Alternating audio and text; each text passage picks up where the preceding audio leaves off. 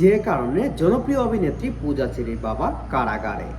চলচ্চিত্র নির্মাণের নামে ১৩ কোটি টাকা আত্মসাতের অভিযোগে রাজধানীর ক্যান্টনমেন্ট থানায় করা মামলায় চিত্রনায়িকা পূজা চেরির বাবা দেবপ্রসাদ রায়কে কারাগারে পাঠিয়েছে আদালত।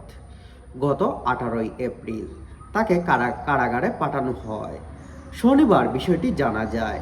আদালতের প্রসিকিউট বিভাগ ও ক্যান্টনমেন্টে থানা ভারপ্রাপ্ত কর্মকর্তা ওসি রকিবুল হাসান এ তথ্য নিশ্চিত করেন।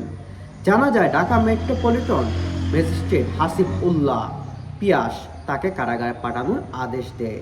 এর আগে ওই দিন ভুক্তভোগী মিজানুর রহমান ক্যান্টনমেন্ট থানায় একটি প্রতারণা ও অর্থ আত্মসাতের মামলা দায়ের করেন।